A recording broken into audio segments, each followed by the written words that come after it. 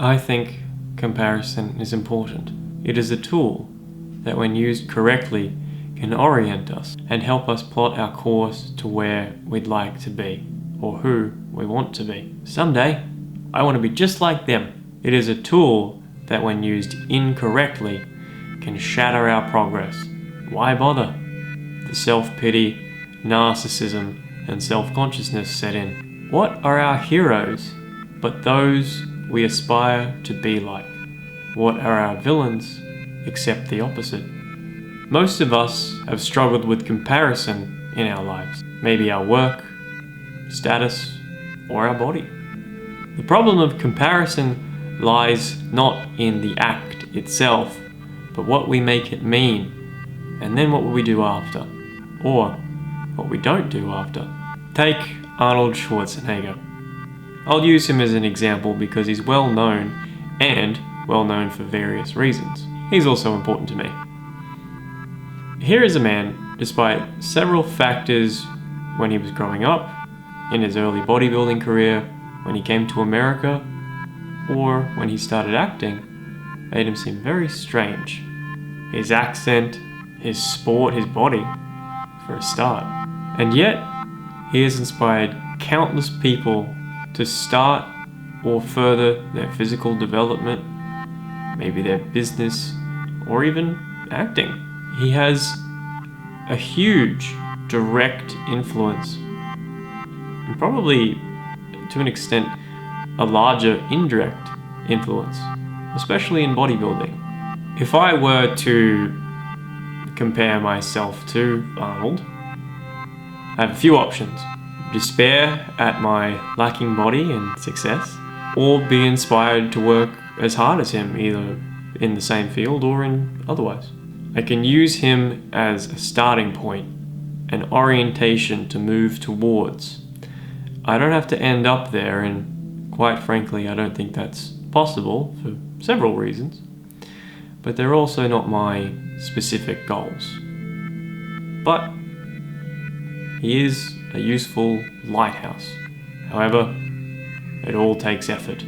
By God, did Arnie put in the effort. Comparison is our undoing when we forget the words of American theologian Reinhold Niebuhr.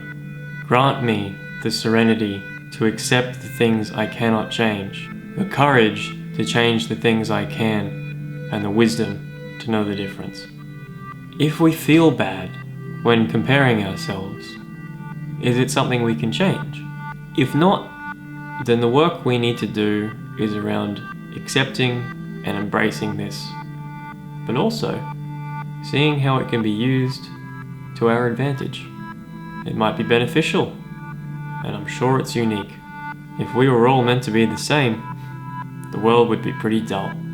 If it is something we can and want to change, it is your duty to stop complaining and despairing about it and work towards it. It is not your duty to achieve it, especially not what someone else has or is. You cannot be sure of exactly how they ended up there, and if you fixate on that, it will drive you mad and nihilistic, or worse, envious, jealous, malevolent, spiteful.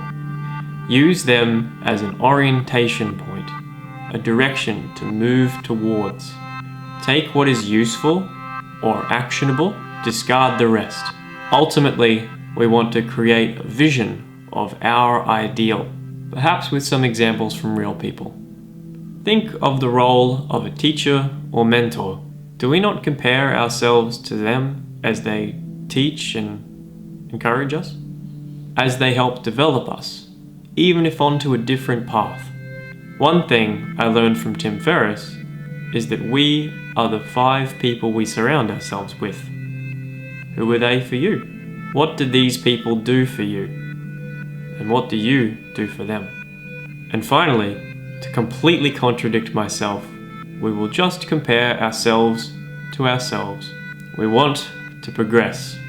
This is the source of positive emotion, not happiness, working towards something meaningful to us. As Dr. Jordan B. Peterson says in Rule 4 of his book, 12 rules for life, compare yourself to who you were yesterday, not to who somebody else is today. If you'd like some suggestions of actionable steps to take, I'd suggest starting with your social media.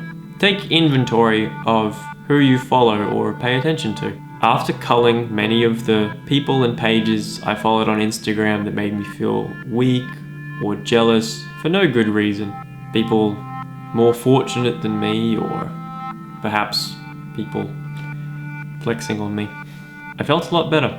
The people I follow now are my friends and family, and people that make me want to do or do more, be more, like The Rock, Jocko Willink, Gary Vaynerchuk, Matt Diabella, The Minimalists, several vegan activists and cooking pages, Peaceful Cuisine. There's several. But the common trait they have with each other is that they make me want to rise. Do you watch or listen to content that enriches your life? What about the shows you watch or the music you listen to? There's no right answer, but I feel very inspired, for lack of a better word, when I see the lives and stories of one-legged powerlifters, entrepreneur filmmakers, and minimalist chefs.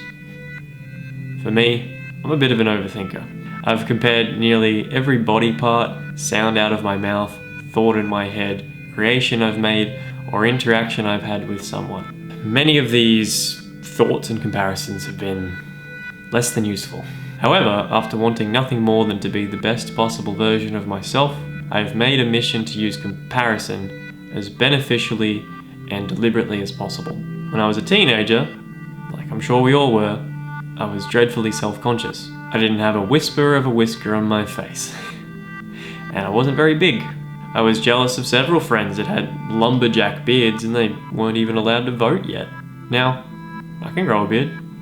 It's nice. But if I couldn't, then I'd find a way to embrace having a smooth face and style myself accordingly. Even when I shave now for roles as an actor, I get self-conscious again.